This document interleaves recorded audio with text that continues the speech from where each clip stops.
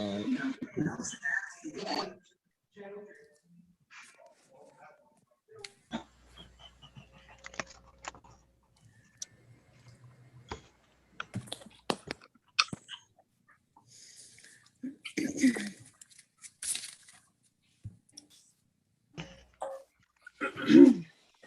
evening, everybody.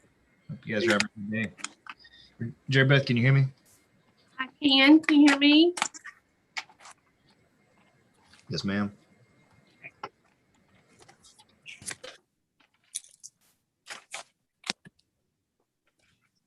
Looks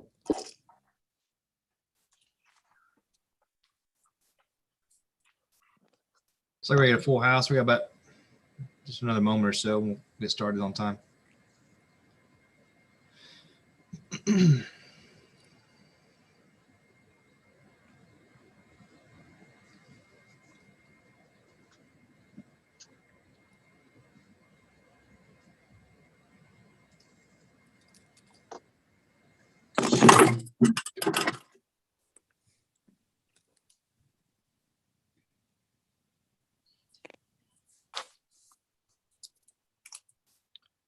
All right, I got 6 o'clock.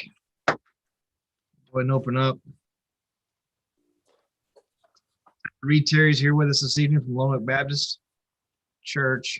And go ahead and 1 second. I got 2 people coming in the door real quick. Pastor, if you would, please go ahead and open us up with a word of prayer. I'll do it. Let's pray. Father, we love you and we thank you that you love us. First, despite there not being any reason for you to do so, we're grateful for your grace and for your mercy. Lord, we're thankful for this city and for those who lead us. We pray that tonight their meeting would be productive. You'd give them wisdom and decisions that need to be made. Not only human wisdom, but godly wisdom, that any decisions made would advance your kingdom's purpose here in this city. We pray for the residents of Lone Oak, God, that you continue to protect, guard, and guide each one of them, and utilize our lives to make our city even better and propel us forward again on your mission. Again, Father, we love you and we praise you for who you are. In Jesus' name, amen. Yeah. Thank you, Pastor. Appreciate that. It's been good having a different pastor every city council is meaningful. So thanks for giving us your time tonight. Jerry Beth, if you would, please go ahead and call the roll. Okay. Mayor. Here.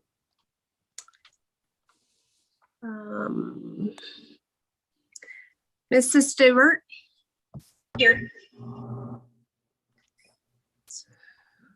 Hold on, sorry. Mr. Rather. Kelly's here. Mrs. Bridges. Here. Mrs. Elmore. Here. Mr. Biles. Here. Mr. Jones.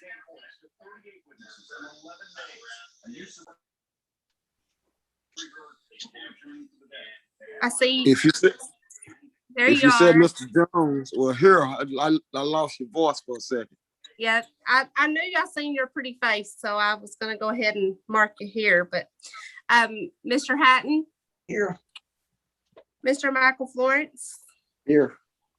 Mr. Coy Butler.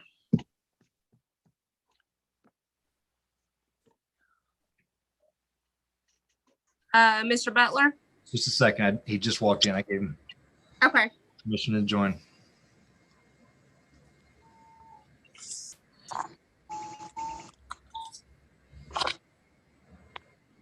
Corey, you with us? I'm here. All right. Mayor, we've got a quorum. Thank you, ma'am. All right. Thanks for your patience last week. We had some documents that just came in last minute, and Regina put everything together as quickly as she could, but those bids came in, I think, Thursday and Friday late. So we were able to give you guys a link to the packet on Friday. And if everybody's had an opportunity to review the minutes, I'll take a motion to approve the regular meeting minutes from March 15th first. So moved, Coy Butler. Second. Got a motion by Coy Butler, seconded by Raymond Hatton. Any discussion? All in favor, say aye. Aye. Aye. Aye. Any opposed? All right, and I'll take a motion now to approve the condemnation meeting minutes for March the 18th. So moved, Corey Butler. Need a second. Second.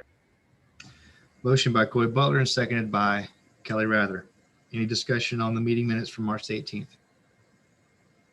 All in favor, say aye. Aye. Aye. Aye. Aye. Any opposed? All right, thank you very much. There is no public comment tonight. And so we'll move right into executive board reports. Ms. Anna, you've got the floor. Very good. Good evening. Good evening to Well, you. spring has sprung in Lonoc, and we've got a lot going on with Lonoc 2022. Got an update from several committees. First of all, the beautification and recreation team met on March 15th. We had about 10 in attendance. We're all doing our meetings a combination of in-person and Zoom. And so we went through our original goals that were set up for this team back at the beginning of Lonoc 2022. And we discussed which ones we want to really focus on to bring to completion by next year, which is the end of the 5-year Lonoc 2022 implementation plan. We do want to continue to work with putting flowers in the planters along Front and Center Street. And this past Saturday, we had 7 people work to do just that, using plants that were provided by the city. And we hope to do a bit more with some additional plants in some additional areas. We're also going to launch our Yard of the Month program again, the award that's given out to different yards throughout the city, and that's going to start in May. And then we also discussed, picked up the discussion about repurposing those concrete street signs that are becoming obsolete as new signs are being put in place. And we want to initiate some discussions with the street department in the city, how we can maybe work out a plan to either decorate those or make them more attractive and utilize them in some way. We have several biking events that are coming up that will be touching on Lonoc. On May 9th, the Arvist Dirty Fondo Run will take place. In mid-July, there's going to be the Wampu Bike Rally again, and we'll have the October Pumpkin Run again. So Alyssa Frisbee is our point of contact, and she is looking for volunteers to help put on the programs, provide supplies and refreshments and cheering committees for those that are biking. Our next beautification team meeting will be on April 26th at the museum at 4:30. And again, we'll have it a Zoom component also. Also, I want to talk about the Sustainability Action Team. They also have a lot going on. They had a March 20th cleanup, and we had 25 volunteers that participated, cleaned up along Center Street and the rail trail, picked up some 26 large bags of trash along that area. And for those that attended, they were provided with a brown bag lunch from the Grumpy Rabbit afterwards. So we had a lot of fun. On April 24th, there's going to be an electric vehicle event. And this is going to be to celebrate the ribbon cutting of the charging stations that are that are in place near the depot. And so this event's actually going to start in Little Rock at the zoo, and they're going to be about 15 electric vehicles that are convoy from Little Rock to Lonoc, getting here about 11:30 that morning. And then there's going to be a ribbon cutting ceremony, food, some free t-shirts, media. And so we hope that our community will come out and support that event. Chris Flores is the contact person for that team. And lastly, I wanted to touch on, we've had our first meeting of the planning committee for the 150-year celebration of the establishment of Lonoc. And that celebration is going to be happen in 2022 next year. So at this first meeting, we had 8 people attend on March 29th. And we discussed some possible themes and possible dates.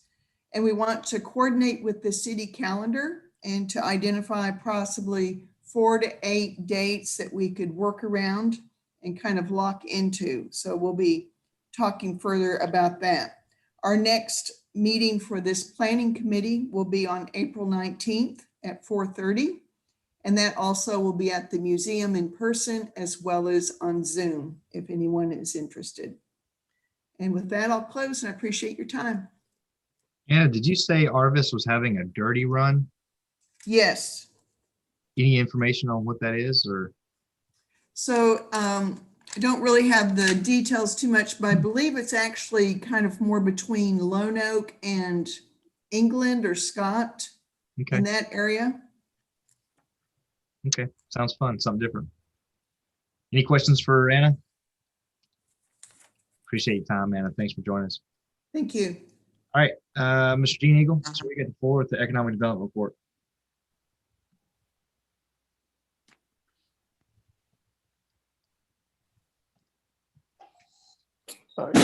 Good evening, everyone. Can you hear me okay? Yes, sir. Okay. This month we did get a look at another request for information. It did have a sizable wastewater question about how much our system could take. And it was unclear if we would be permitted to handle that waste. And so I did not respond to that one, but that was, we did get another look for RFI. I also participated in the UCA and the Conductor Small Business session that they offered online. They've put together a real nice resource. I've shared that with members of the various committees. So that would be something that's available to all members of the city through our committees in the chamber. Attended the Business and Education Jobs Fair that was held this week. Also, we held a Lone Oak 2022 Infrastructure Committee meeting, and I wanted to give you a quick update on that. I talked to the mayor about it. We had a gentleman that spoke to us. His name is Chip Spann, and he's going around about in this central region, working to be more of a connected nation and a real focus on broadband. He's being paid by Winrock International, and we're just one of several communities that he's going and doing a survey of how strong the broadband signals are. And he started out by showing Lone Oak's position on what's called US 80 bicycle route between Little Rock and Memphis. And they're running that route and just checking where the strength of the broadband signals are. He had real good information about Lone Oak. He thought that Lone Oak probably had better access to broadband than most communities. And as we talked about that, he talked about access, and then the next step is adoption and then usage. So we have several choices for broadband connection in our community. And in listening to Chip talk, we also got some ideas from him about how that we might implement some creative ways in which our community could have more access. Let's see here. He also talked about a House bill going through the legislature, House Bill 1788, which would allow for areas to create broadband improvement districts. And so we'll see whether or not that might be something, if the legislature passes, if that might be something that would be something that Lone Oak would want to consider.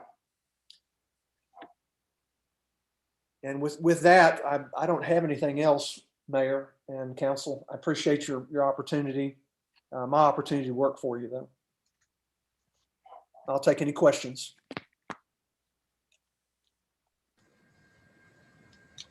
Thanks, Gene. Any questions? We're moving forward.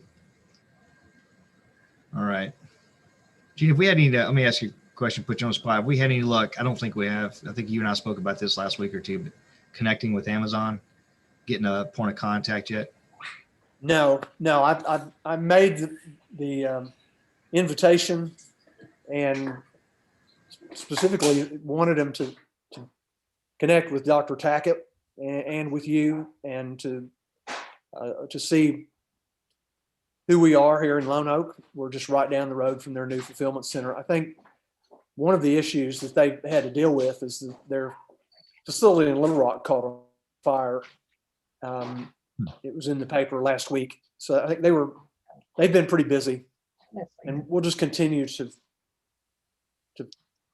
reach out to them every chance that we get. Okay. Well, good. I wanted people to be aware of that. You and I also met with a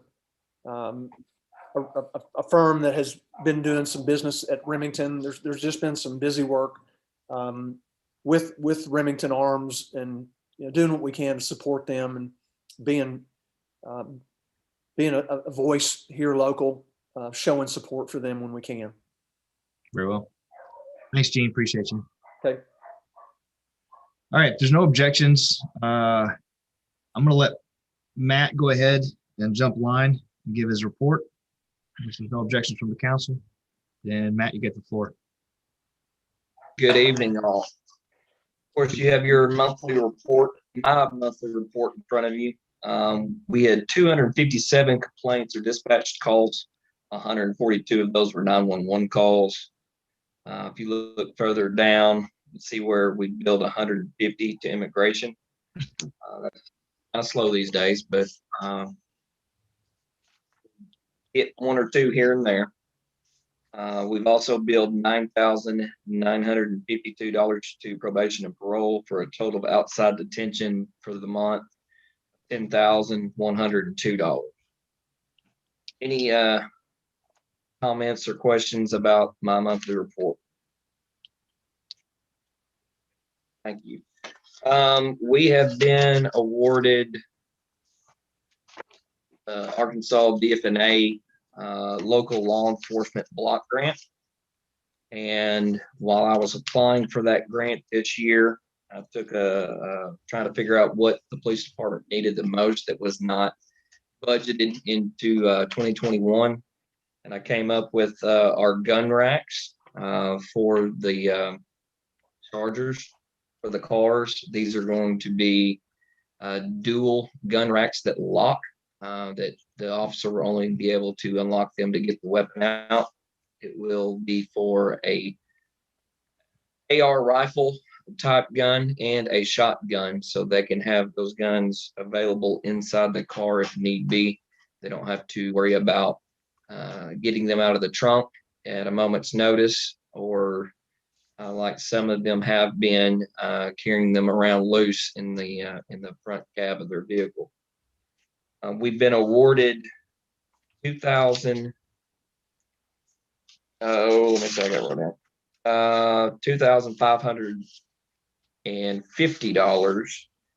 And of course, when I quoted different for these gun racks, I got with 10-8 Tactical.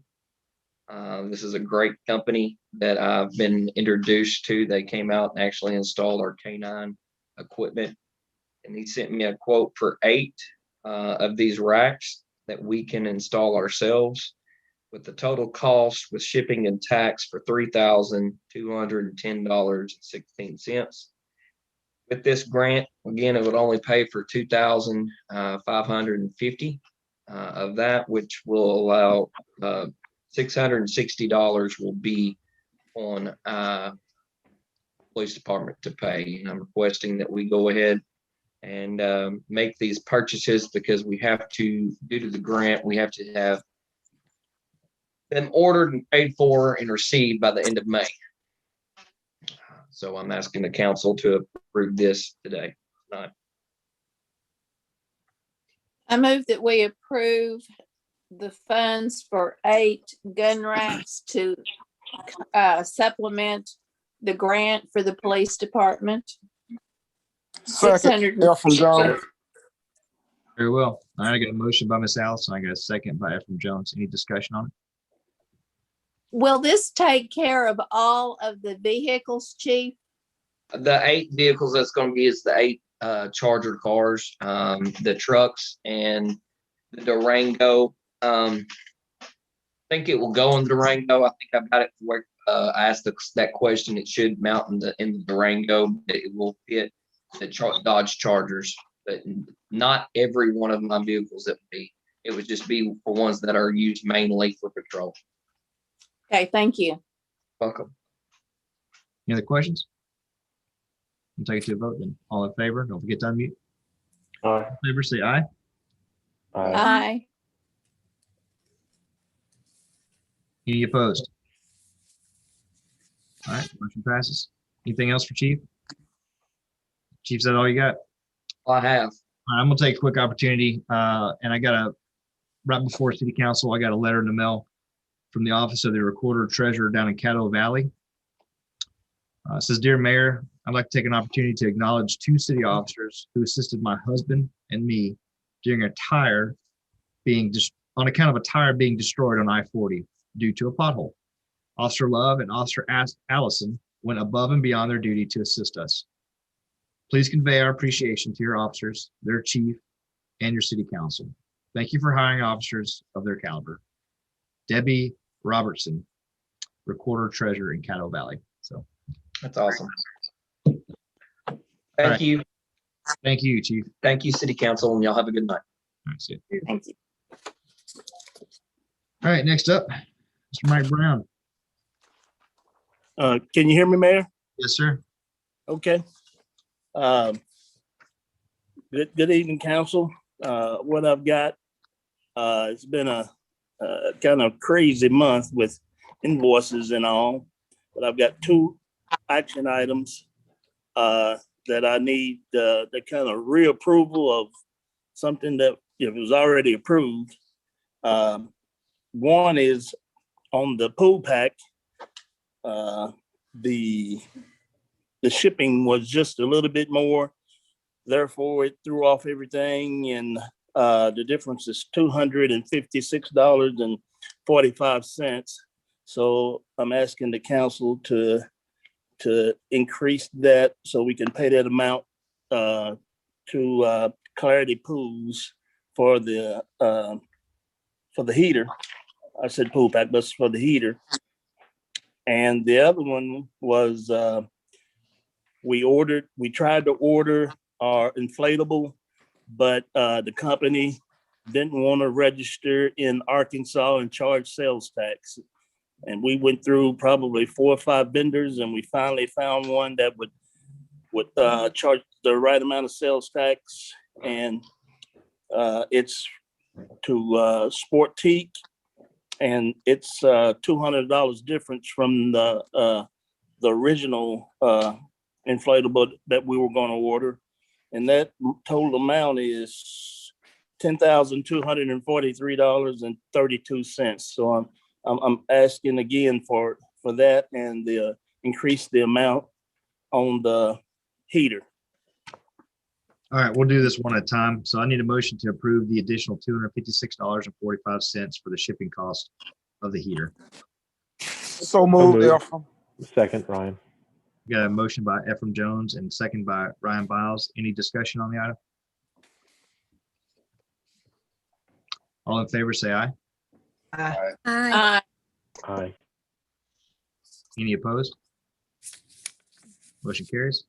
Secondly, we had to change vendors initially, and Mike explained the reasons why. I had to do with sales tax issues. That new cost now is $10,000, $10,243.32.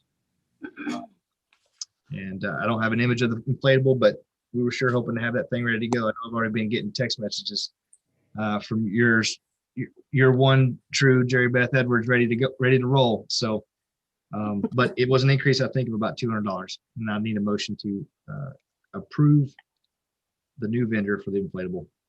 So moved, Coy Butler. Second, Suzette Elmore. Thank you. I got a motion by Coy Butler and seconded by Miss Elmore. Any discussion on it? All in favor, say aye. Aye. Aye. Any opposed? All right, motion carries. Mike, you got anything else? And we will have an event Wednesday morning. It's Senior Care 101. And each month we're gonna have a speaker, and we're starting Wednesday. And it's Mike Nelson. He's a therapist from Cabot, and he's talking about dealing with COVID mentally and spiritually. And that's from 10:30 to 11:30, and lunch will be served. Cool. Any questions? And Mike? it's free. It's free.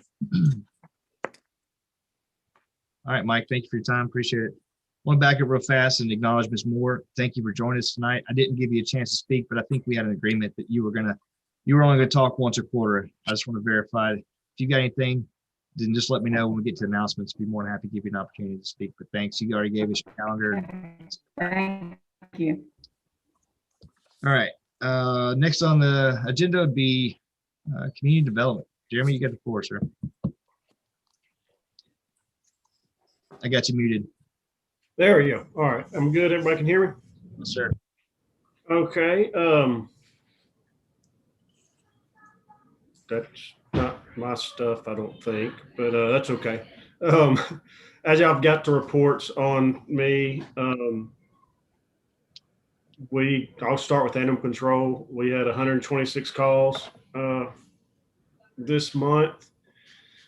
We impounded 5 dogs, reclaimed 1. 6 were rescued, so that's actually pretty good. We rescued more than we impounded. And we caught 2 animals that were, coons, possums, that kind of stuff. Also, out of animal control, we did finally get in the gates that go through the runs to allow the dogs to go in and out of the runs. That was approved from last year, I believe, but we finally got them in and they're installed. So that's finally taken care of. And then for code enforcement, we're starting to pick up a little bit more because grass is growing. So we're going to be issuing a lot more of those. I think we've got 10 that we're issuing this week. Well, I'm sorry, we issued them last week. And that should actually say 3 tickets that we've issued, but that's moving along. We're still moving along with that. Other than that, we have got a couple ordinances that we're working on. They should be coming to y'all's table to next month. They've got to go through planning commission first. And then other than that, we're looking at filing liens on a couple properties. The condemnation stuff is still moving forward from the previous one and new condemnations. And that should be about all I've got. Jeremy, can you just quickly elaborate on the ordinances that you've been working on? You put a lot of time into them. Yeah, what we're working on several. Some of them are things that we just don't have covered, such as let's say food trucks, street lighting, speed humps. Trying to think what others I've got going on. Community gardens. And I think that's about it for now. There's another one I'm working on as well, but we'll get to that one at some point. But yeah, those are the ones I'm really going through. We got to go through planning commission first, and then next month we'll get them to y'all. I appreciate the report. Sorry about the slide. That's my fault. I'll take ownership of that, but I'll fix it for you next month. Anybody got any questions for Jeremy? Very well. Appreciate you. Clear it off if you need to go. Oh, and Brian, thanks, or Ryan Biles, thanks for the directions today to Ginger's office. Got a little confused and turned around. All right, next on the agenda is Mr. Jim Kelly. Good evening. Hey, Cleveland. I'm just going to skip my monthly report unless anybody has any questions about it. And we got quite a few action items. Try to get them knocked out. All right, if no one opposes, the first action item is to approve bids for a Phase 4 sewer. We opened bids on Friday with a low bid of $2,109,840 from J&R Contractors, which we have used in the past. And I asked if y'all would make a vote on that. Make a motion to approve that bid. Second. Got a motion by Coy Butler and I got a second by Kelly Rather. Any discussion on it? All in favor, say aye. Aye. Aye. Aye. Any opposed? Motion carries. All right, the next is a chlorine room, which will be in addition to our treatment plant. Currently, we have it housed upstairs, which has been extremely inconvenient. But again, we opened bids on Friday with a low bid of $69,000 from Wagner General Contractors. We have not worked with them, but we checked references, and it's a small project, and myself and the engineer recommend we go with a low bid on that project as well. Make a motion to accept that bid. Second. I got a motion by Coy Butler and I heard a second by Miss Alice Bridges. Any further discussion or question? Guys, I'm so sorry. I had to jump over real quick. We are approving the J&R bid for a total of tell me what we're approving for. It's the J&R Contractors on Sewer Phase 4, $2,109,840. It just so happens that it's the same amount as the other one. What? No, I don't know what you mean. Oh, okay. That was just approved, Jerry Beth. What he just told you was JR Contractors for $2,100,000. Okay, so we've not moved to B yet. We've got a motion and a second. Okay. And B is Wagner General Contractors at $69,000. Okay. Okay. Then I'm good then. Okay. I just wanted to make sure. I had a motion there by Coy Butler and by Miss Alice. You got that? All right, cool. Any further discussion or questions? All in favor, say aye. Aye. Aye. Any opposed? Motion carries. All right, our third bid opening was for asphalt repaving, and Cranford was our low bid on that project at $802,500. Currently, that is the company doing work in Lonoke for the Highway Department on Highway 70, and we have worked with them before as well. Make a motion we accept that bid as well. Second, Ms. Elmore. Motion made by Coy Butler, seconded by Suzette Elmore. Any discussion on it?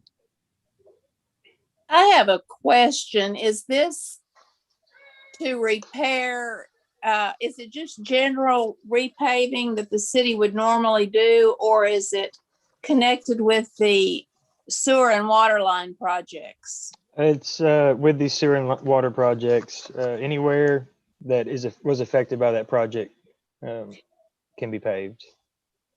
Okay, and the contractors have already done what they were required to do? No, ma'am. Actually, there's some areas that are completed, but this is for, I'm not sure, I don't remember exactly how Jack had advertised it, but I believe it's until August before we even attempt to do any.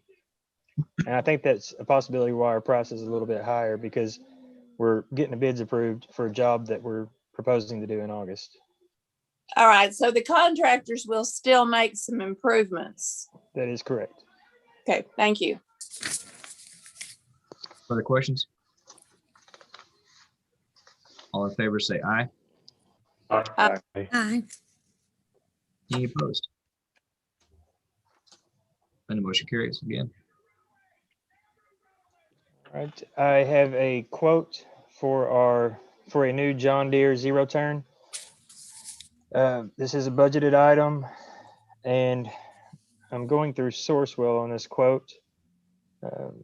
And it's a total selling price of $11,443.71. Ours are falling apart. We really put some work on them.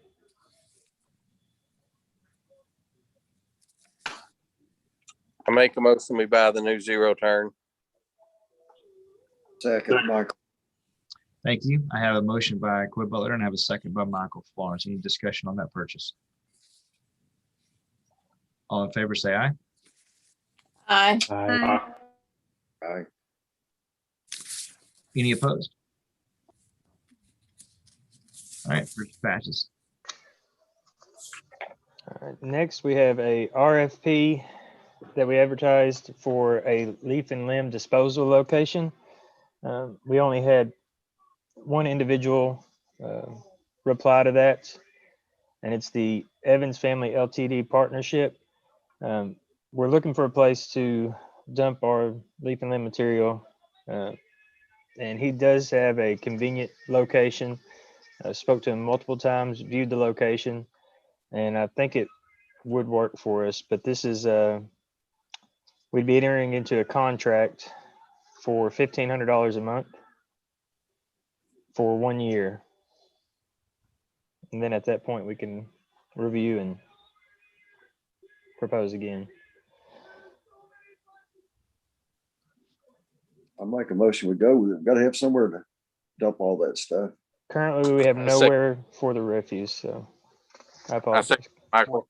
All right, so I think what I had was a motion by Michael Florence and I heard a second by Coy Butler. Any discussion or questions on it? Will we be able to move that mountain of mulch from on Front Street? We will be able to. Good. I'm not going to take all of that to him on our first load because I don't want to burden him. But maybe a couple days out of the week, I'll haul loads from there, and then it'll disappear. Great, thank Yeah, you. yeah, that's just temporary. All right, no further questions. All in favor, say aye. Aye. Aye. Any opposed? Motion carries. All right. Next, it looks like we have a streetlight quote for Navajo Trail. Actually, I did no legwork on this at all, but it's part of my packet. But it looks like an installation fee of $180. And I guess, Regina, the $22.41 is a monthly fee.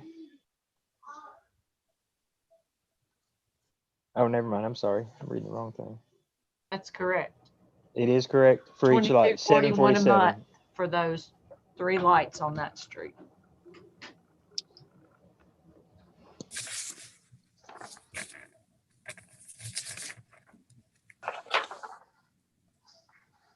All right, I'll take a motion to approve the purchase of 3 lights on Navajo.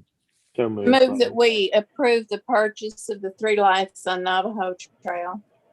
Okay, I've got a motion by Miss Alice. Do I have a second? Second, Ryan. Second by Ryan Bobs. Any further discussion on it? Do we have a timeline, Regina? Not yet. Yeah. It had to be approved by council before I can give it to David to turn into construction. Okay. I didn't know, it'll probably take a month. Possibly. He'll probably be able to tell me once that I let him know, but we needed to do both of these at the same time. So Okay. Any discussion or questions? All right, All in favor, say aye. Aye. Aye. Any opposed? All right, then the motion carries. Next, we have 5 proposed lights at McGee Meadows. Installation fee of $300, monthly fee of $37.35. Hey, Jim, this is Kelly. I've got a question on this one. On the, I guess the top, going from the top, from the left, the second one there with the pool back behind it. That is going to be in the middle of a yard because he built on 2 lots. Is there any way maybe to move that one across the street? I didn't have any part of this, but from what I understand, Energy determined the location. Is that correct? Yes, they Yeah. put it where the transformers are, where it's most convenient for them. Otherwise, you have to pay boring fees and it gets expensive. Well, there should be a transformer almost adjacent across the road. And it would be between 2 houses, between 2 driveways is what I'm getting at. I can ask him, but I'm not sure. I mean, we told them to give us the best location for the placement, and that's what he drew on this drawing when he came out. So, Well, I just think it would look a lot more, cosmetic wise. I think it would look a lot better on a property line as opposed to in the middle of a yard, like it's stated on here. I agree with Kelly. Kelly, I The, don't see where you're proposing which one you're proposing to move. I didn't pick up on that, but would it provide still an even distribution of light? It should, yes. It's actually going to be in Justin Wittenberg between his yard and the neighbor. There should be a transformer right there between, right across the street. We can ask. Energy, If- that's their recommendation on. if they can't move it across the street, it might be possible to move the location within that circle of light diffusement. I noticed the street lights are generally all on the same side of the street. So it might be another question to ask. I can't answer that. You guys we're welcome to table it and bring it back next month, or we can vote on it as is. And I mean, council. if there wasn't a resolution to get it moved or anything else, or is everybody just absolutely opposed to it? Or would you go on and approve the amount? And if they can do it for the same, do it. And if not, move, You're saying make the amendment with the cost without increasing the cost, Jim? yeah. But I mean, if everybody's just absolutely opposed to the location, then you can't do that. Yeah. So I'm asking, is it a question or Yeah. an opposition to it? Well, we need a motion from the council on how we want to move forward. It's been proposed, it's being proposed as presented in the packet, but if there's any changes, then we'll leave the council make that decision. See a motion. Well, I'd like to make a motion to see if we can either move it adjacent to the other side of the street on McGee Street, or if that doesn't work, then possibly, I guess, move it to the east to the next transformer. I think there's still going to be plenty of coverage for the whole neighborhood. If either one of those happen. Yeah, I second that motion. Jerry Beth, did you, are you able to accurately transcribe? I would like for Kelly or Mr. Rather to repeat that again. I've got most of it, but I want to make sure that I have it correct on the minutes. Okay. I would like to make a motion to approve the street lights for McGee Meadows, but if at all possible, I would like for the street light that is in Matt Bowles's neighborhood. I don't have the address. That's okay. But anyway, Matt Bowles' property, if it can either be moved adjacent to that or on the same side of the road as it is now and just move farther east so it is not in the middle of someone's yard. Got it. And that address is 70 McGee Street. Okay. Okay. Yeah, I knew that it was in Matt's yard, but I wanted to make sure that you wanted it, you were making the motion for it to be on the same side of the street, if at all possible. I'm good with either one, as long Okay. as it's on a property line as opposed to being right in the middle of someone's yard. Got it. If it goes across the street, I think that's going to, for what it's worth, draw power lines across the street. So I don't know how Energy would solve that, but we'll let them decide. But we'll definitely ask. Kelly, does that motion, does that motion include, I mean, if they say, no, we can't do that, or you want us to bring this back to the council next month? No, I mean, if they will not, I mean, if they say absolutely not, then I say we just do it as is. But I mean, I don't see why we wouldn't be able to just do it, even if it's on the same side of the road, just move it farther east Okay. to the next transformer. I think there's still going to be plenty of coverage for that area. Okay. Yeah, we can definitely ask that they'll do that for us. And I think that's probably going to be the solution, just go east with it, but we'll have to let them make that decision. Okay, thank you. Absolutely. So I had a motion by Kelly Rather. Second by Suzette. Second by Suzette. Any other questions or further discussion on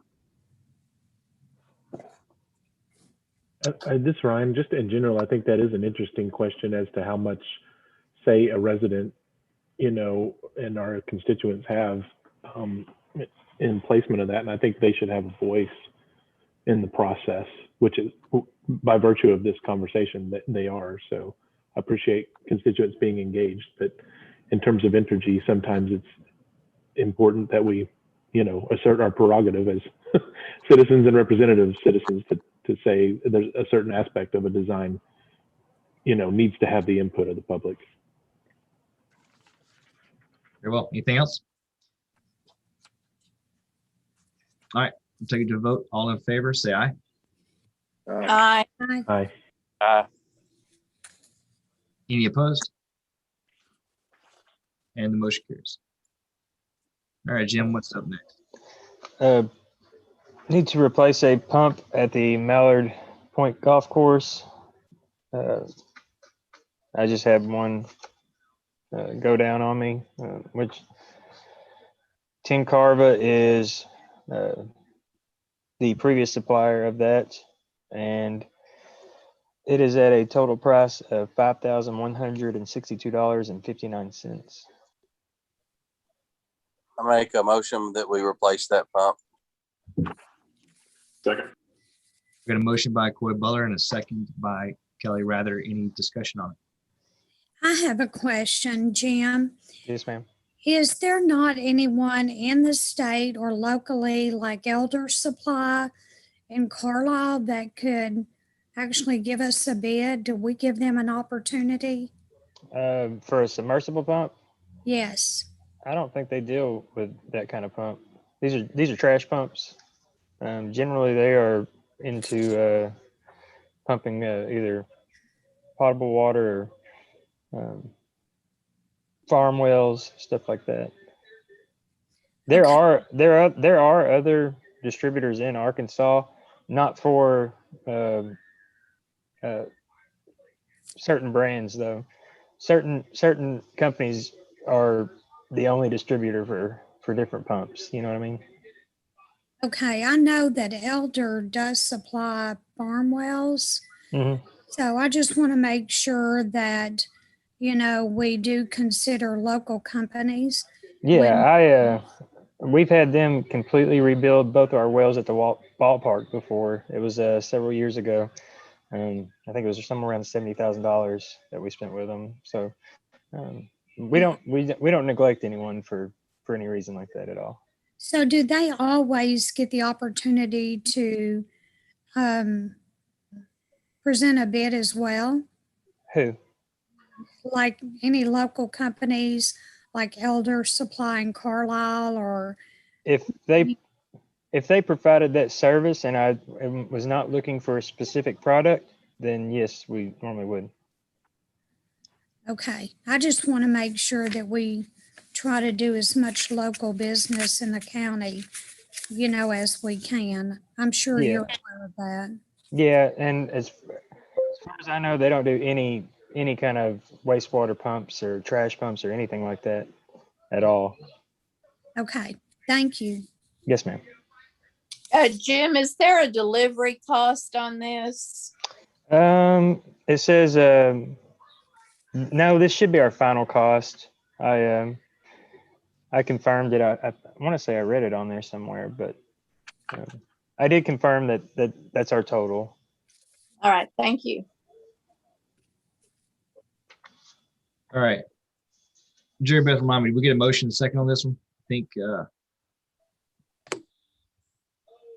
I need a motion still. I don't think we got one. On the, I have a, Mallard Point. No, actually, Corey made the motion, I think, to approve. and Kelly seconded, I believe. Right. That's what I have. All right. Any further questions? We're going to take it to a vote. All in favor, say aye. Aye. Aye. Any opposed? All right, motion carries. We've got one more item.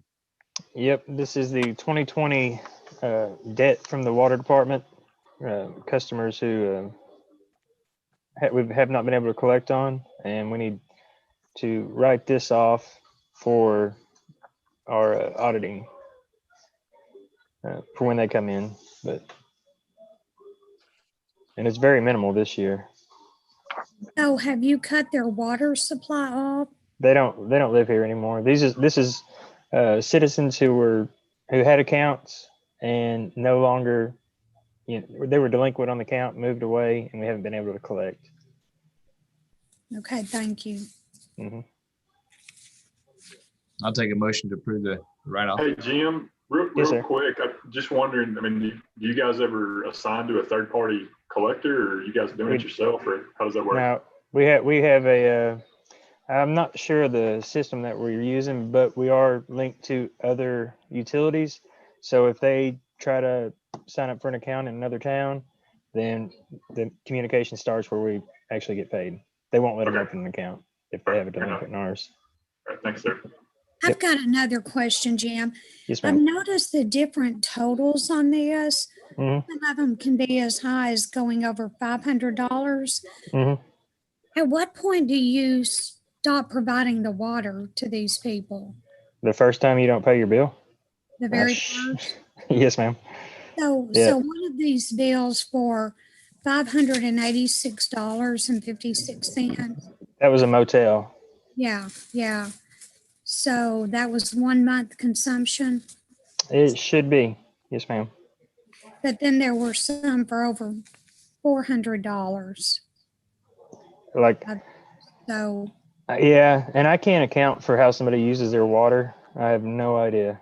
I mean, they could have, who knows? But generally, if you do not pay your bill, we are there to disconnect your water.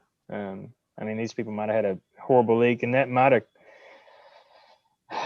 have caused the closure of the account. They had a huge bill, couldn't afford to pay it, went delinquent, and decided that, they were going to say they moved or somebody else moved in or something like that, and had somebody else open a new account. Who knows? I really don't have a perfect explanation. Every scenario could be different. okay, thank you. All right, still need a motion and a second. I move we approve the payoff of these past due bills. Second, Michael. Write off. I got a motion made by Ms. Alice Bridges and a second by Michael Florence. Any further discussion? Now, the total amount is $4,473.75. Is that correct? It is. Okay. Any further questions? All in favor, say aye. Aye. Aye. Any opposed? All right, motion carries. Good job, Jim. You got anything else? That was enough for 3. I'm done. I'm Council. done. Thank you. All right, move on. Mr. Roydon, you got the Parks and Mosquito report. I got you muted, sir. Sorry. First of all, I wanted to thank everybody that had anything to do with putting the plaque on the concession stand for me. That was a big honor, and I want to thank y'all. Second of all, on mosquito oil, the quote, you see there, it's for $8,508.50. I really need to get that approved because the price of oil is steadily going up. And he guaranteed me this would stay like this until the end of, until tomorrow. Then after that, it's going to be raising up. That's for Boy, total. I have a question. Is that the eucalyptus oil? No, that oil right there is it's that ULV 80 mist oil. So it's more like an essential oil? Yeah, it's oh goodness. It's the same oil we bought for the last 15 years. I can't think of the name of it for sure. I'm sorry, Mrs. It's closer to mineral oil, ain't it? It's mineral oil. That's what it is. I'm sorry. That's what it is, mineral oil. Thanks, Jim. Okay, thank you. Mm-hmm. Can I get my money back, go to the house? I need a motion from the council I'll make a to, motion, we buy the oil. Second. okay, I got a motion by Michael Florence and I got a second by Miss Alice Bridges. Any further discussion on it? All in favor, say aye. Aye. Any opposed? Motion carries. All right. On the side by side, we've been working for over 2 weeks on trying to get the quote from Polaris and Sourcewell to get it right. They have not got it. We can't get the numbers to come up right. What I'm asking tonight is, hopefully, we're getting close. Hopefully, we get it all done right. Would y'all allow me to spend up to $10,300 for that side by side for the mosquito control when we get everything right? The right quote in here, the way Regina says it has to be. We're just having problems connecting right there. So Roydon, we got 2 different estimates. Okay, we got one from Grady's, the name of the Gregory. We got one from Gregory, but it did not have the Sourcewell letterhead officially. Right. Then we called him today and said, hey, without having to bypass city council, we need your estimate on a Sourcewell letterhead. And you got that. And then you called and said, hey, this isn't correct. So can you elaborate a little bit so the council has a little bit of understanding what's wrong about the estimates and why we need some leverage to go ahead and make the purchase pending a correct invoice? Mayor, actually, Regina could probably tell you more about it than I can. I mean, because she's the one who found it. So, Miss Regina, if you don't mind. I just want to make sure that's clear that you guys know what John's asking for. That's all. Okay, when they get a quote through Sourcewell, there's a specific type of document it's supposed to come on.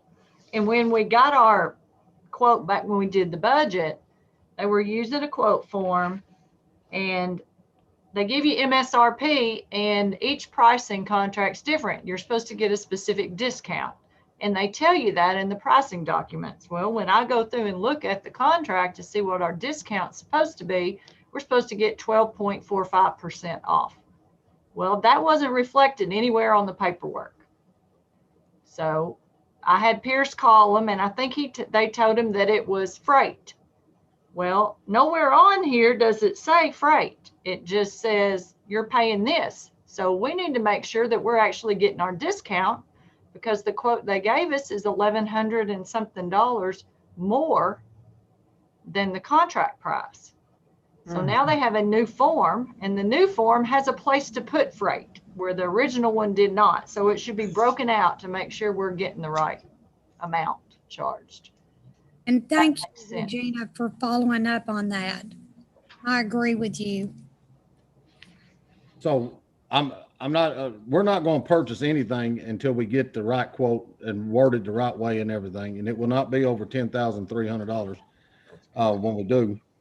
If it is, then I'll wait till the next meeting. But we really need, if we can get this worked out, we need to order this as quick as we can. It's going to get mosquito season pretty soon, and that's going to be for putting the chemicals in the ditches and stuff like that, and where we can't get to in our trucks and stuff.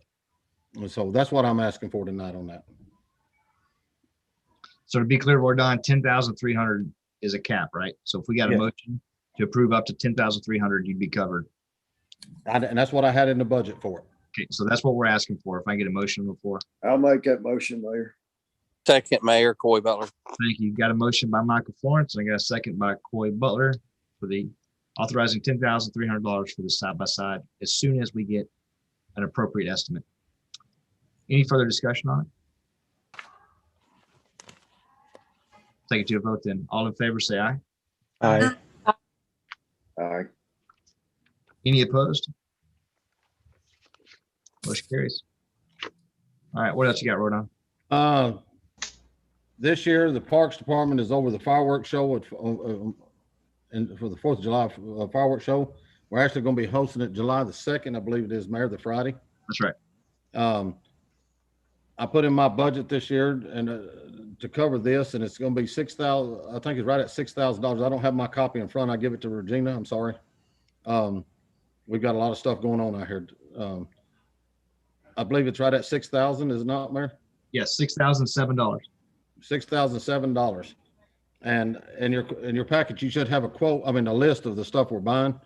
And it's supposed to be a lot better than what it was last year. And last year was amazing. So We spent 4,000, I think we spent 4,000 total last year on fireworks. I think it's 4,500. Okay. Right. And if we go ahead and order, we're not getting them right now, but we go ahead and order them. That way we get them at a discounted price. We do it this early for them. All right, I take a motion to approve the fireworks purchase for $6,007. Motion move. Second. Thank you. I've got a motion by Mr. Raymond. I've got a second by Ryan Voss. Any discussion on the purchase? If not, we'll take it to a vote. Then all in favor, say aye. Aye. Any opposed? All right, motion carries. And Rodon, I'm just going to take a moment to update everybody on the neon sign. It's fixed. It's back here in the warehouse piece of City Hall. It looks fantastic. Very, very cool sign. We're working with Energy to kind of come up with a bracket. I don't want to put the thing back on the building. We haven't had a structural engineer look at it, but the building's 100 years old.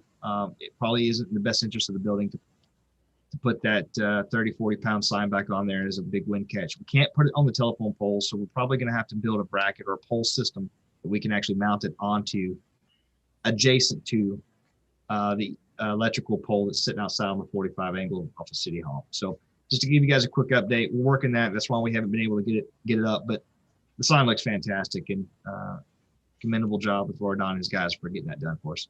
I actually talked to Zach Eves tonight, Mayor. He was out here at the ballpark. Okay. He's going to try to go by the mayor's office tomorrow or Wednesday around noon, one of them 2 days, and tell us exactly what we need and how we need to get it up. All right, we're trying to fit the sign in between the awning, just above the awning, probably be about 10 or 12 feet high, right there where that power line energy cell phone pole is. So, all right, anything else for Rodon before we move on? Thank you, guys. All right, Chief Whitberg, are you still with us? I am. Sorry, I've got a helicopter fixing to land behind me. We had 12 EMS calls this month, 15 fire runs, total 27 calls. Average response was 4.63. And we were out on calls for 12 hours and 16 minutes.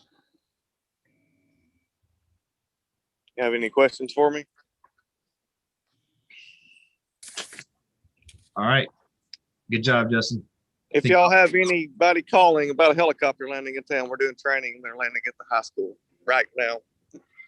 I kind of hate to move forward. I kind of want to sit here until you can film the whole. Well, I'll video it right quick. Sounds like it's about to land on my house. Thanks, Justin.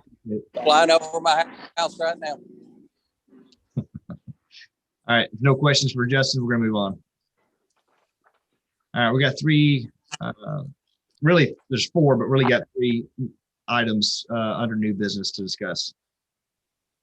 The first is a resolution as titled, but I want to break this down. Really, what we have are three major parts to this resolution. We have it's an amended energy performance contract. The one that we signed off on in November had preliminary numbers in it, and this amendment has the final reflected numbers in it. You have in the packet a financial agreement that's been vetted and reviewed by John Bryant, who is our bond counsel. That agreement consists of a loan agreement and an escrow agreement, and there's also an IRS form in there. It's called an 8038, and that is basically outlines our tax exemption obligation as a city. So it has to be filled out, and they're actually doing that for us. The closing date for the financing is on the 15th, and I wanted to take a quick moment to kind of highlight a local banking institution who deserves some credit. So I got an email at 5:46, actually right before we went into council tonight, from Mark Killingsworth. Mark is with, he's a vice president of Cruz and Associates, who is doing the financing deal for us, okay? He says, Mayor Reed and the rest of the city council team, as we approach the scheduled closing date, April the 15th, for financing the McKinstry project, I wanted to notify you of the pending assignment and the related notice of assignment that will be circulated later this evening or tomorrow by John Bryant. As a financier of these energy saving performance contracts across the nation, First Security Finance frequently looks to assign the loans in whole or in part to other financial institutions post-closing. We often look first to the local banking community or our borrow clients, but we frequently end up working with outside investors, as this type of financing is often beyond the familiarity of local lenders. But in your case, however, we're very happy to report that your local bank, First State, has committed to purchase 100% ownership interests in the installment financing agreement immediately at the closing date. From the city's perspective, nothing is changing on the financing package that you've already received, other than to whom you will make the financing payments when the time comes. Mr. Starks with First State Bank is CC'd to the email and will be your point of contact. I will still be available if the city or if Adam needs anything from our side, and we appreciate the opportunity to work with the city on the financing, and we look forward to finishing up the closing process with you. So just want to pat First State Bank on the back for stepping in to this position and representing the progress this entire project actually represents. So good on them. All right, with that, I'll take a motion to approve the resolution. Put it on the floor.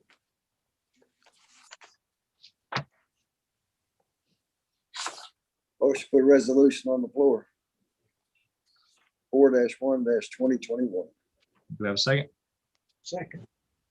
Motion by Michael Florence and a second by Raymond Hatton. Resolution 4-1-2021, be it enacted by the City Council of the City of Lone Oak, Arkansas, a resolution to be entitled, a resolution authorizing the execution and delivery of a First Amendment to Energy Performance Contract, approving substantially final forms of financing documents, and authorizing and prescribing other matters related thereto. Whereas the City of Lone Oak, Arkansas, the city, and Arkansas City and Political Subdivision is authorized by the laws of the state of Arkansas, including particularly Arkansas Constitution Amendment 89 and the Local Government Energy Efficiency Project Bond Act, codified at Arkansas Code Annotated Section 14-164-801 et sec, to purchase, acquire, and finance the acquisition of energy efficiency projects for the benefit of the city and its inhabitants, and to enter into contracts with respect thereto. Whereas the city desires to purchase and finance the acquisition, installation, and construction of certain energy efficiency equipment and related property, equipment, and improvements, collectively the project, to be acquired under the terms of an energy performance contract dated as of November 9th, 2020, the EPC, between the city and McKinstry Ascension LLC, McKinstry, and certain costs related to the incurrence of the financing. Whereas in order to finance and acquire the project and issuance costs related thereto, the city, pursuant to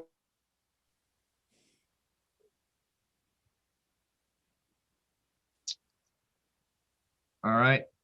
I think we lost connection with Ginger, unless anybody else can hear at this point.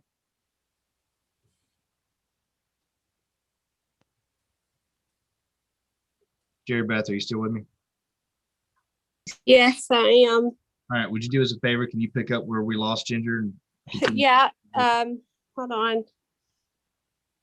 Okay. Do you, I'm sorry. Do you know exactly where she was at? No, I was listening to her, but I'm not seeing where to tell you to pick up on the. The third paragraph, Okay. pursuant to ordinance. Okay.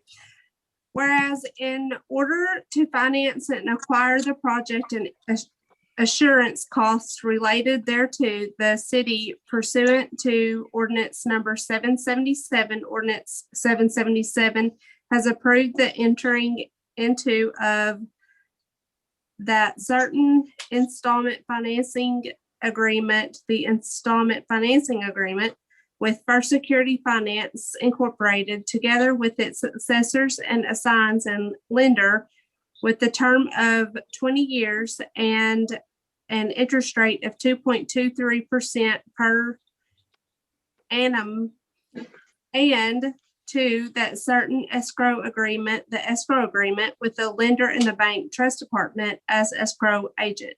Whereas the city, I think you're out of the hot If seat. you want me to pick back up, I'm back on now. I think Sorry, guys. it'll I didn't go a realize I lot- was gone. It'll go a lot quicker. I'm on the fourth paragraph. I'm just starting the fourth paragraph. Thank you.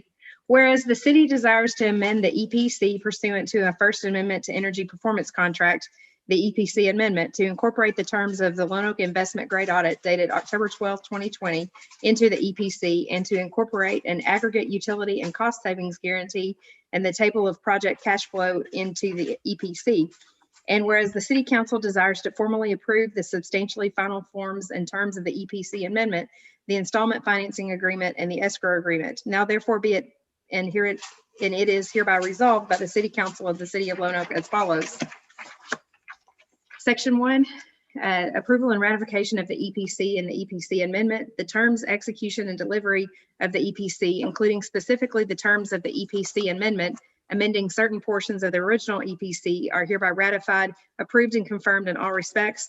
Section 2, approval of documents. The forms, terms, and provisions of the installment financing agreement, the escrow agreement, and the EPC amendment are hereby approved in substantially the forms presented at this meeting, with such insertions, omissions, and changes as shall be approved by the mayor of the city, the execution of such documents being conclusive evidence of such approval. Section 3, actions ratified, approved, and confirmed.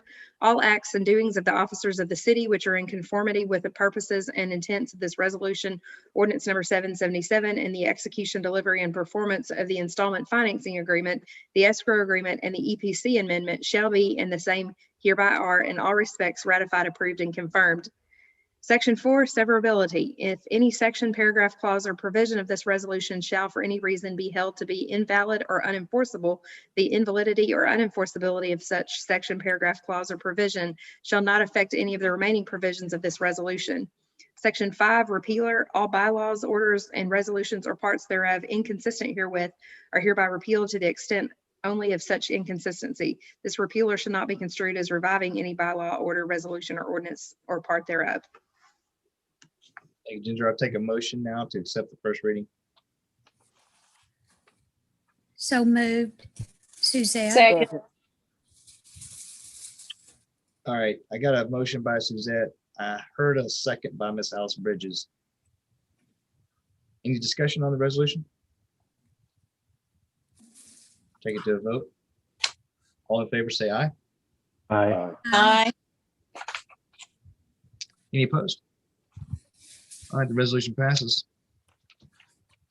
All right, section or we'll say point B and C on the next on the agenda really are one item. The first of which I had intentions to be able to present some type of contract or letter of intent from Mr. Carmichael. He's out of the country, and I've been able to reach him for a week or two. So that really is going to require no action at this point in time from the city council, except I want to remind you guys of the original offer, which was to deed the building over to the city to be made a pocket park, or as we saw fit.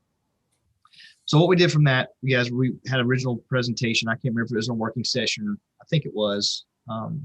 And Coy had stepped up to the plate and said he would represent the city. And so what we did was kind of gave the football to Coy, and he went over and checked the building out. And then we got Collie Burrow and Martin Smith, who are here tonight with us. And I want to say thank you guys for suffering through that first hour with us, just so you could give a perspective from an architect's position on what this building actually could be in the future, what it actually represents to our downtown as we're building the fabric back, in our historic downtown. We hate to lose a building. And so we're trying, we have a vision for what this pocket park building could be, right? An open air park, but we needed the help of Collie and Martin, who's a landscape architect, and Wynn. And so we've gotten both of their perspectives on it. They've come and checked out the building. And so I invited them into the council tonight to kind of present.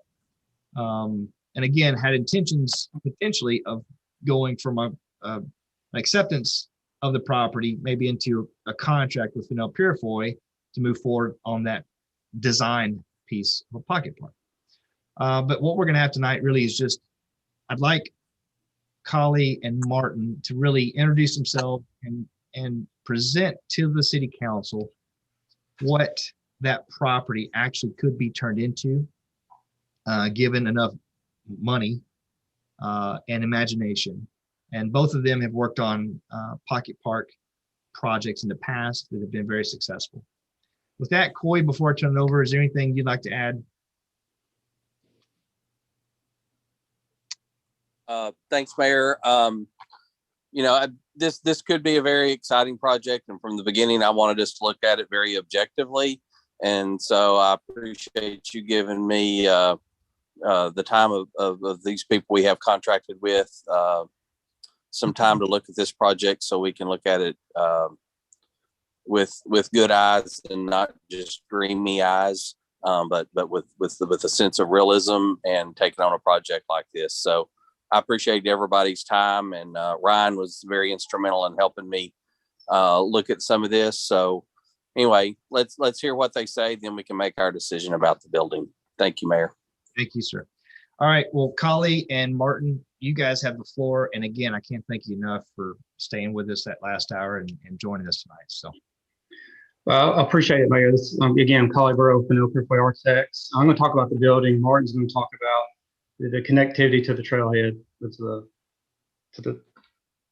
throughout the master planning as well.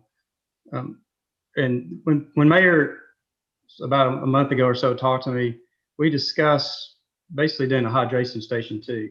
So this could be possibly, I'll kind of go through the scenarios of what this space could be. We discussed hydration station, a bike repair shop, temporary bike repair shop. Of course, both of them would need to have a restroom. And with that, you could have food truck space for dining, and also seating for that, and performance area for stage. I mean, I was kind of running through my head. I mean, you also could have an temporary artist pop up, and you can also create one of the walls. You could use a mural. There's so many different possibilities for this building. But when I met with Coy and Ryan and Martin at the site, we noticed, the roof needs to come off, and you need to stabilize the walls as well, structure wise. And with being open park, you would also go ahead and get rid of your storefront. So we'd have to see if we need extra bracing for that as well. So the cost there would be, we kind of discussed maybe $60,000 just for demolition. So that's one negative. But this space does have all kinds of possibilities.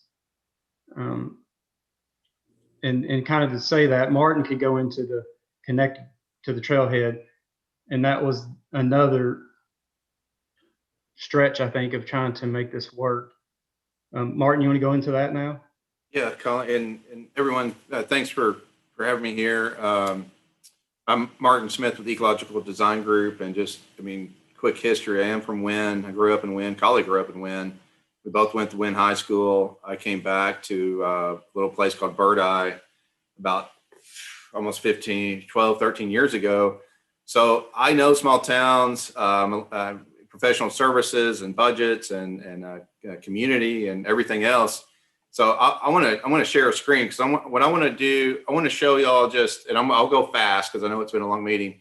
Let's see. Let me go into advanced and let me give you permission. There you go. Okay. While we're doing that, I want to show, like I said, it's going to be quick, but it's going to give you visuals of kind of the process of the planning and really what Collie and I would be doing. Okay, here we go. Would be giving that vision, and giving y'all the tools to make the right decisions. And in some aspect, even feasibility study. I think we can touch on that a little bit today, but just Devall's Bluff. I mean, I own a lot of old buildings. I've bought most of the old buildings in downtown Wynn. We have started this year a organization called Studio Drift, which is a nonprofit.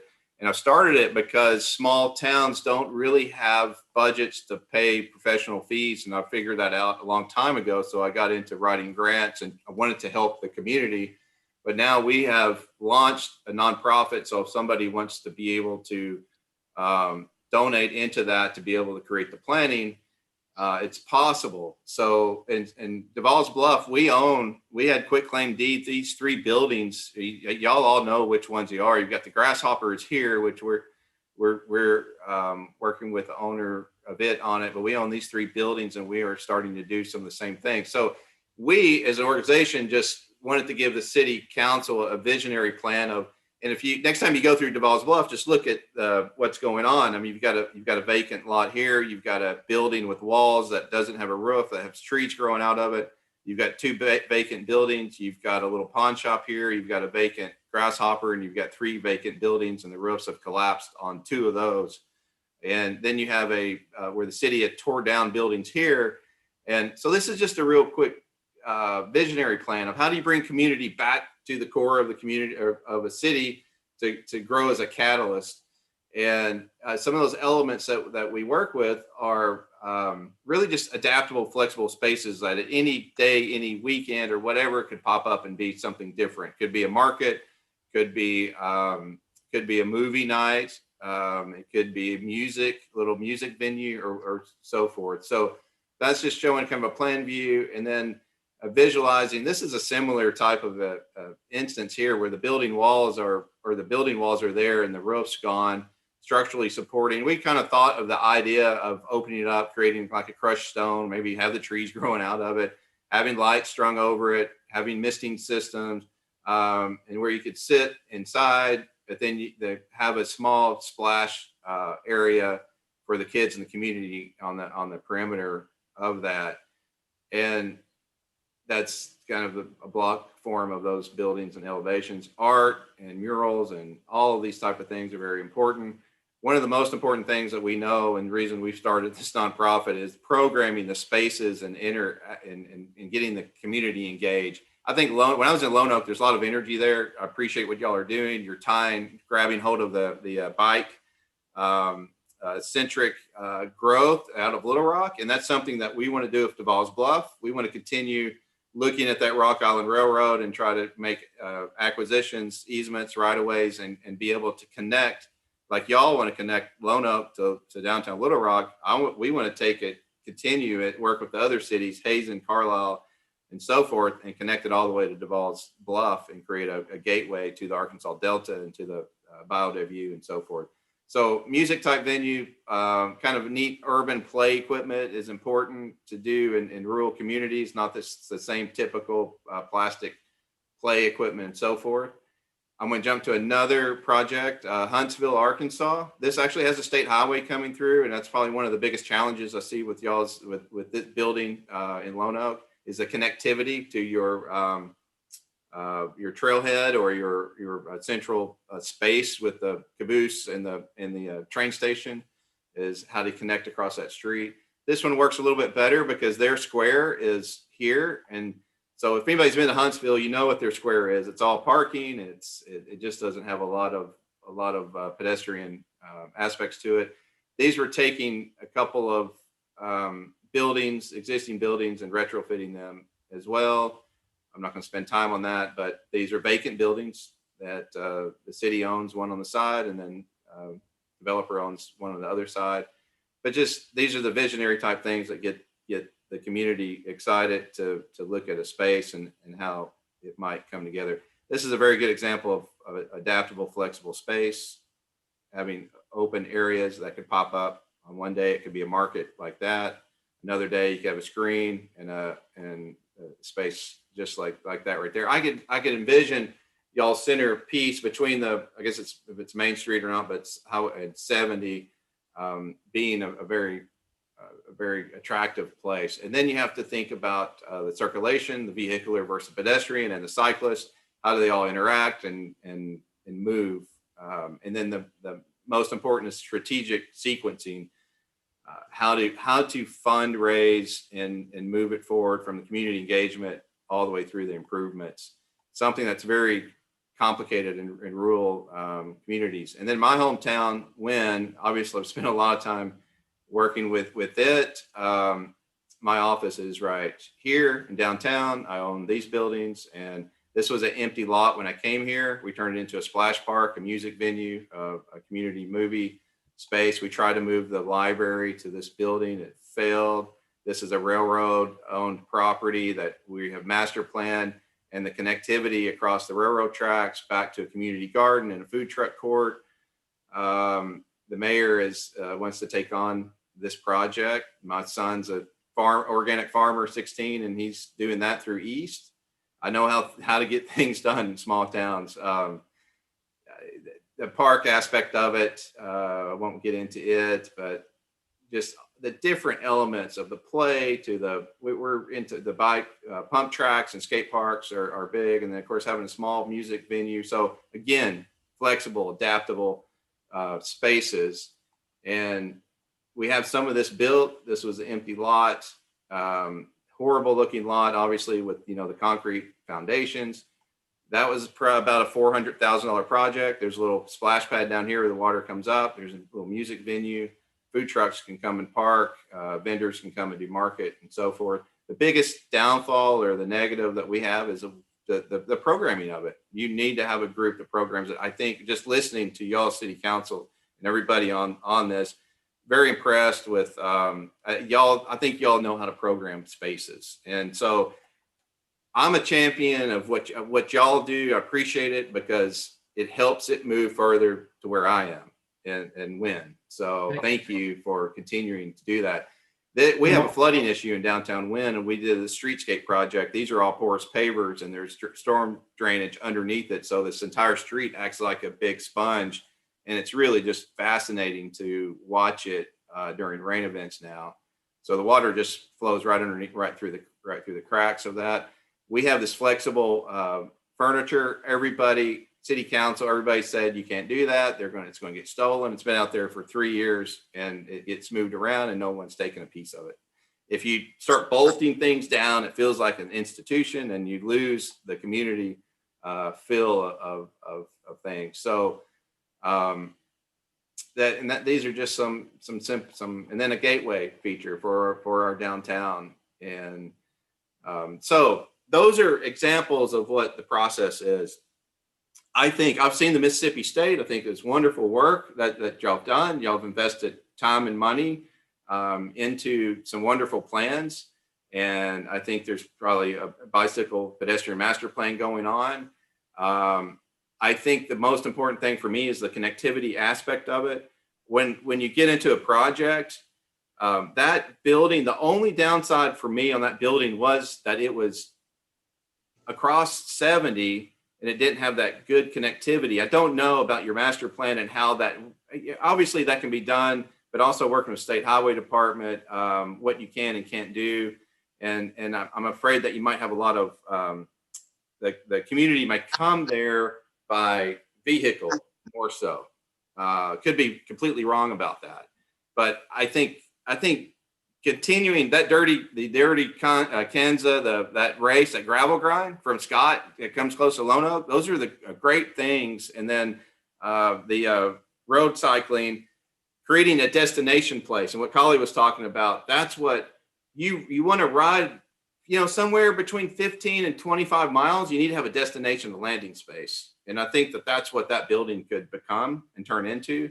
I still hesitant about the cost of it. I think that you're going to be putting about $250,000 into this, would be maybe a reasonable budget number.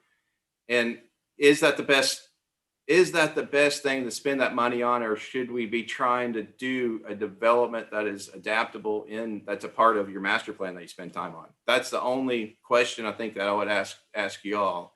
Could it be a wonderful space? Absolutely. But let's think about the connectivity. You want kids, families, parents, want to feel safe, getting on their bike, walking to these type of community places for there. And then you want to also be a destination place for folks from Scott, England, Little Rock to come and spend Saturday afternoon and go home. So, and I probably spent too much time, but I'm going to stop there and just kind of open it up. Not at all, Martin. I think that was perfect. It was a very good presentation. They had not seen, don't think I've passed around any visual except for that hydration station concept that I had spoken with you guys about that we saw in Corinth, which is very well done. A lot different situation. They don't have a Highway 70 running right past there, so the safety aspect is a lot different. But I think you guys hit the nail on the head. And I'm going to be quiet and open up the floor. Does the council have any questions for Collie or Martin? I would just like to say that is such a great presentation for such a short period of time. That has been the vision for Lone Oak for many, many years, to see basically for something like that to transpire for us. Now, I know Duval's Bluff also has Highway 70 running through the downtown area. How are they going about paying for such projects as this? That's the reason for the nonprofit that I started. There's no money in Duval's Bluff. Those buildings are going to be torn down. I can't handle seeing our cultural infrastructure of our downtowns and our past, the history of the Delta being taken down. So it kind of forced us to action. Are we going to succeed? I don't know, but I think we're doing the right thing. How we would pay for that. So we would write grants. All we would need, now that we own those buildings, if it's a city-owned property, our nonprofit writes the grants. If we have the funding for it, somebody that has money that wants to invest into Duval's Bluff would be the sponsorship money of that grant. Say the Parks and Rec applications are 50-50, the RDOT are 80-20, and so forth. So instead of the city, Duval's Bluff doesn't have the money to even sponsor the project. So our nonprofit would sponsor the project, do all the fees, and take the project on for the community. This is a new concept. I don't know how successful it will be, but we're excited about it. And it's the only way we see it moving that forward. Same thing could happen in Lone Oak. If you had somebody that wanted to move money through a nonprofit to do design work and so forth, it could happen. It opens it up another avenue. Hey, Martin, that streetscape that was at Wynn, I know you did all the grants for that. Did the city do anything? Did they put any money in? So the city of Wynn, when we came back here, they had an economic development tax, and it was the community was kind of grumpy on it because where's the money go? All we're doing is manufacturing industry. Y'all know it's the same all the time. So I got on the economic development board and I said, look, let's do the tax, but let's take 0.375 of it and put it towards parks and recreation. And so we did a lot of sports park stuff, but we also did real community connectivity with that. And we were able to get $4.5 million worth of grants on about $2.5 million worth of investment. So that's how we did it in Wynn. And you need to have something like that. I know economic development is on here tonight. I don't know how it's set up, but being able to take that sponsorship leverage money is a great way for a community like Lone Oak to pay for their share of it. You know, personally, I would love to see you come down and visit with us, present something to interested parties in the city and give us some ideas and suggestions on what we could do to move forward with a project like this. Suzette, I was hoping that we could take that step further, just bring both these guys on staff and just city if they're open to it. Absolutely. I mean, we got more information in that 5-7 minutes that is telling us everything we want to do. I mean, it's giving us all the vision of where we need to go, how we can get there, and who could probably help sponsor it. Yeah, Suzette, I want to. That's 15 years of living in a rural community and trying to figure out how I could help make a difference. And I've learned a lot, and I think I've created a template that can help small communities move at a faster pace. Yeah, I want to echo Suzette's sentiments. I really couldn't say it better, other than to say, let's find a way to move forward. So, and to give everybody a little bit of background, Martin and Collie are here because, you know, City Council voted to move forward with doing on-call design contracts. So they are available to us to do this. And as we come up with the scope and a scale of what we would like designed based on the inspiration that we're hearing tonight and hopefully in the future, like you're describing, Suzette, then we can ask them to do, fee proposals to go ahead and move forward on some of this stuff. So if you think about the ecosystem that we built, and actually Martin has been very gracious with his time. He early on, maybe even a couple of years ago, came and visited and started casting some vision, and he's thankfully stayed at the table and finally has a chance to speak to City Council tonight. But when you think about everything we've got going with last year with the walk audit that was completed, that has data that fed into the grant funding that UAMS is now providing for the bicycle pedestrian master plan, combine that with the work that the Mississippi State Studio did for us to create 5 different vignettes for how to connect everything, which is not a design document in terms of constructability, but it is a document that can serve as inspiration when we do hire our design teams. We've really been investing in a couple of years, and it's really wonderful to get to this point where we can cast vision more broadly now. Well, more narrowly, but cast vision more broadly to the community about a focused effort here. So it's a good point to be at in our timeline here. Thanks, Ryan, Collie, Martin. Thank you, guys. We're going to move on. What I want the council to consider is I do hope to, first of all, thanks for being candid in letting us know. And they could have easily come up with a project and sold us on and hooked us with a great theme or a pocket park concept. But, being realistic about the budget issues and funding it. And what you said, I hooked onto, which was strategic sequencing, I think.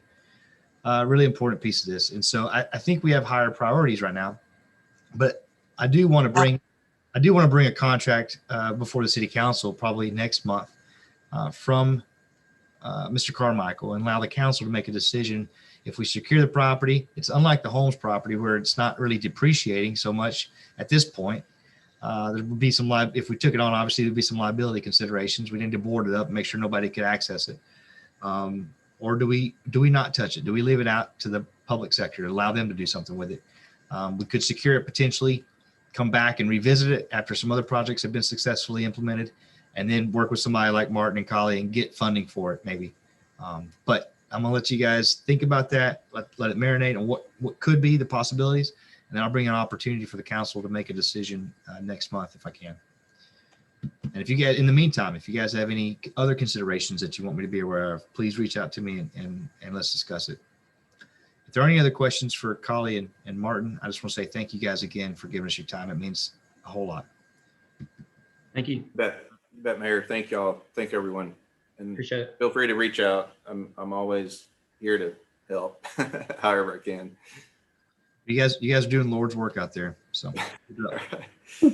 Thanks. All right. Last on the agenda tonight, guys, aside from the routine approval of bills and announcements, is the last point, point D, which was an agreement from a film company out of California that you guys probably have already heard. If you haven't, companies kind of fell in love with Lone Oak, and they're using a lot of our locations, private and public, to shoot.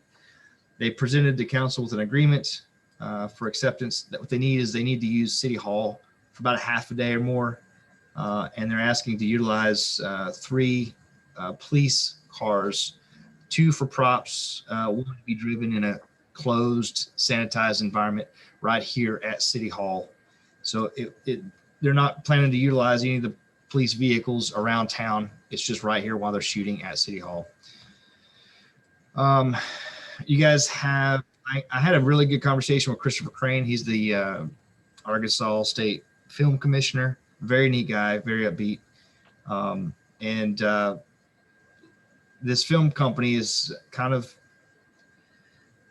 really liking Lone Oak. I don't know what that means. It means maybe another potential movie to be filmed in our area. I don't want to oversell it because I just don't know. They told me that Arkansas is providing some pretty good incentives for movies and film crews. They can pretty much get to anywhere they need to with a different setting, from the Delta to Fayetteville, Jonesboro, within a few hours drive. And that offers a pretty unique environment to set up and shoot from. But what we have for your consideration tonight is the contract that's been presented to utilize City Hall and the police department vehicles for, like I said, about a half a day. They are shooting in other locations. I had Tammy put together a quick email blast just to kind of show the council the kind of overall impact of the logistics, the economic driver piece of this, because a lot of people may not know the film commissioner's position, I think, is on staff at AEDC, Arkansas Economic Development Commission. So, the film crew is going to be spending approximately $6,500, $7,000 just in the public sector in Lone Oak, renting out or renting different shooting locations. Houses, essentially, is what they are. I know Pizza Pro is going to shut down for a whole day because they're filming a cafe scene or whatever. So, do you guys have any questions? If you don't, I'll entertain a motion to approve the contract as it's been presented.